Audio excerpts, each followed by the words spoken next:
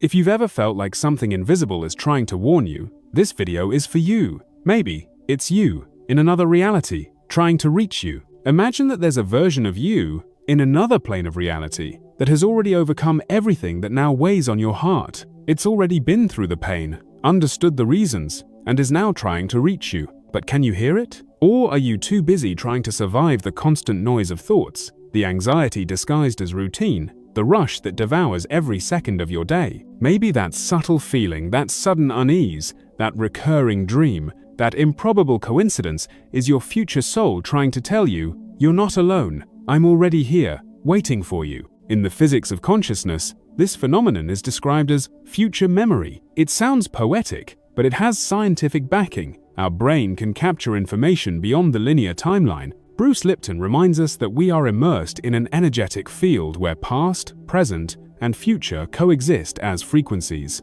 What if that sudden intuition, that persistent gut feeling, is a message sent by a you that made a different choice? Precognition, once seen as a mystical gift, is now being studied as an advanced form of extrasensory perception, a dialogue between parallel versions of consciousness. The question is, how do we access this conversation? But here's the challenge. We're so immersed in mental noise and constant stimuli that we've become deaf to the subtle. Anxiety, that state of constant alert, acts like a vibrational veil that disconnects us from refined listening. Joe Dispenza explains that when the brain is in high beta waves, it loses the ability to perceive the quantum field. We're tuned into the wrong channel, like a radio station trying to catch a frequency that only reveals itself in silence. This is when many feel alone, not because the universe is silent, but because we've lost the ability to hear its language. Metaphorically, you are a radio station, but you've spent your life tuned into the wrong channel. And now, maybe for the first time, you're beginning to adjust the internal dial to catch something that's always been there. You, whole, conscious, waiting for yourself in the silence between one thought and another. A hunch that seems to come from a place you've never visited, but that you strangely recognize. What if that inner voice trying to warn you isn't just your intuition, but a parallel version of yourself trying to stop you from making the same mistake again? In quantum spirituality, this idea isn't a metaphor, it's vibrational reality. A you who chose differently, who didn't stay silent, who dared to forgive, trust, change paths, and now is trying to reach you here, from the other side of the veil. The line between thought and intuition is subtle, but fundamental. Thought is conditioned. It comes from the past, from fears, from trauma. Intuition is transmission. It comes from the field, from the future, from non-linear possibilities. It's as if the unified field of consciousness reflected,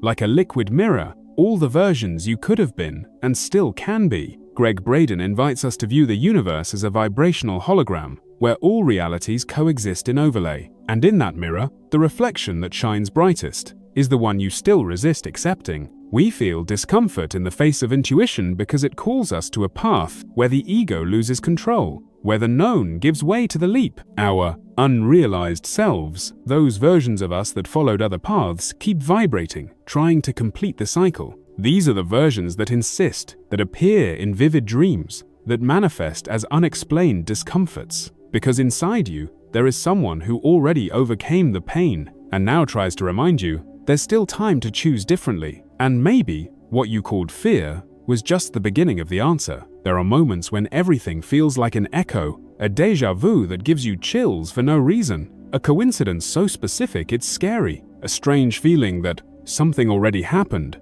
even if your mind denies it. What if these signs aren't just random? What if they're whispers from the future, echoes from a version of you that already triumphed? Maybe they're not just observing, but trying to align you, trying to touch you through the cracks of time, guiding you along a path they've already walked. A path that begins right where you are now, lost, doubting, but with an invisible thread of hope. Expanded consciousness, a concept explored by Tom Campbell, acts as a bridge between possible realities. When you access subtler states during deep sleep, meditation, or moments of absolute silence, you may catch glimpses of this version of yourself who made different choices. The signs are not always clear. Sometimes they come as people who reappear, places that call you for no reason, or a phrase that repeats in different contexts. These are specific synchronicities the quantum field uses to say, "Keep going, you're getting closer." Yet paradoxically, this is the moment when many resist. The soul hears, but the ego retreats. The elevated self invites,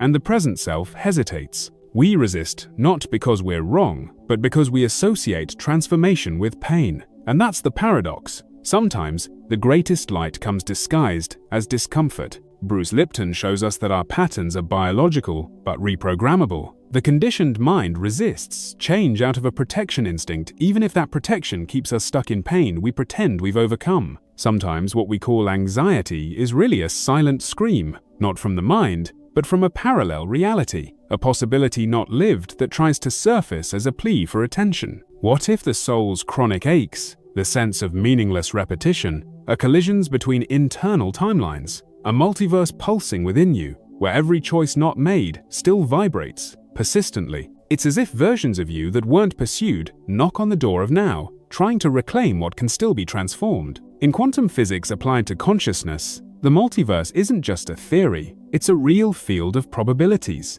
Every thought, every emotion, every choice creates a branching path. Greg Braden describes this field as a living network where everything that could happen is already happening. At some level, the human body, in this context, functions as a vibrational radar. It captures, records, and manifests signals from this interdimensional network. When you feel tightness in the chest without reason, insomnia that doesn't go away, or shapeless unease, it could be the reflection of another version of you trying to stop you from repeating the same painful path it already took. The inner multiverse doesn't reveal itself with noise. It whispers through symbols, an image that keeps appearing in dreams, a word that repeats in different conversations, an object out of place. Everything seems too small to matter until it repeats, until it disturbs, until it vibrates. These are not coincidences but symbolic alerts that something inside you is trying to surface. And the most subtle of these alerts is what you feel in your body, a vibrational discomfort,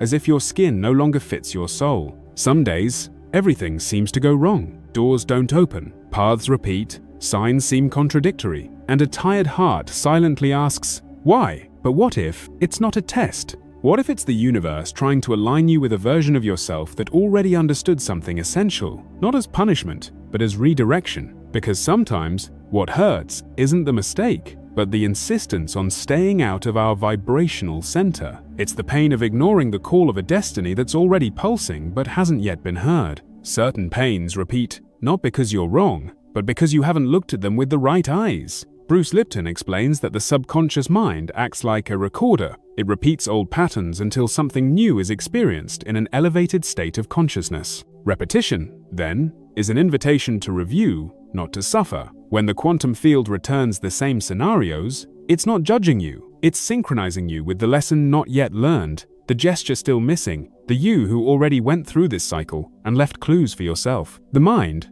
in its attempt to control, distorts the invisible. We try to rationalize the quantum field with words, but it speaks through vibration, through sensations, repetitions, subtle discomforts. Joe Dispenza reminds us that the field's language is elevated emotion plus clear intention. But in states of stress, we fall into the noise of doubt. That's why deep listening doesn't happen when we try to understand, but when we allow ourselves to feel with full presence. That's when alignment begins, not with ready-made answers, but with silent perceptions. Not everything that scares you is wrong. Sometimes what unsettles, what keeps you up at night, what feels uncomfortable, is exactly the right direction. What if that feeling of fear that arises in the face of a new choice is actually your highest version trying to take the helm? It doesn't come with flowers or guarantees. It comes as an invitation to leave the zone where everything is familiar, and that's why it scares you. Because the ego, that wall builder, reacts with alarm whenever the soul approaches with a key. Your highest version rarely brings immediate peace, because its first act is to dismantle what no longer serves. And the ego, which clings to what's familiar, resists. Joe Dispenza explains that every internal change begins with a moment of incoherence. The mind still stuck in the old, the body beginning to vibrate in the new. It's like an electric field reorganizing itself. That tension is part of the process. It's not failure, it's a signal, a sign that something inside you is realigning. And when the frequency of your future self begins to settle in, the old body resists until it adapts to the new vibration. That's when many confuse intuition with fear. But there's a profound difference between fear that protects and fear that limits. The first comes with clarity, asks for pause, points to real risks. The second comes with heaviness, chronic doubt, a sense of paralysis. And often, it's in that disguised fear that the soul reveals itself because it knows that only there, at the edge between the old and the new, can you be reborn. Bruce Lipton reminds us that neuroplasticity is activated by emotionally charged repetition. In other words, you transform when you feel, with intensity, not when you just think. There's a reality vibrating inside you, but it hasn't yet found the space to manifest. A life already pulsing at another level of consciousness, waiting for the right moment to reveal itself. What if what you've been seeking already exists as a concrete possibility, not in chronological time but in the right frequency? It's an invisible whisper, a nearly imperceptible call that doesn't impose. It arrives in silences, in pauses, in the moments when the mind gives up control, because what's true doesn't scream, it just insists and remains. The physics of consciousness reveals that time isn't linear as we believe. Past, present, and future coexist as vibrational layers. Bruce Lipton and Gregg Braden explain that the quantum field responds to coherence between heart and brain. In other words, when you align elevated emotion with clear intention, you begin to vibrate in the reality you desire. And that reality, that version of your life, is already happening in another part of the field. What separates you from it is not time, but vibration. And every time you approach that frequency, you start to feel strange symptoms, unexplainable anguish, emotional disorientation, a sense of being out of place. These symptoms aren't flaws. They're signs of misalignment with the you who already made the right choices. When you live against your deepest truth, the body reacts, the soul cries in silence, and the heart begins to lose rhythm. This isn't spiritual punishment. It's an invitation to reconnect, a reminder that you are straying from who you were born to be. Vibrational transition, contrary to popular belief, is not always gentle. It can be uncomfortable, lonely, confusing, but it is sacred. It's the moment when the old dissolves and the new begins to shine, even if still wrapped in mist. It's like a lighthouse blinking in the fog that only you can see from within. And the closer you get to that light, the less it seems like a mirage and more like a path. Not because the world changed, but because you started to remember who you are. And that, in itself, is already a form of rebirth. If you've made it this far, maybe something inside you recognized these words, because more than content, this was a reunion, a reminder that you were never alone, that there are versions of you silently cheering you on, vibrating in another reality, trying to guide you not with promises, but with presence, and that the universe, in its subtle wisdom, only needs one thing from you. Like this video, comment what resonated with you most, and share it with someone you feel needs to hear this now. And if you haven't joined this community yet, subscribe. Here, each video is a safe space of healing, truth, and reconnection with what is deepest within you.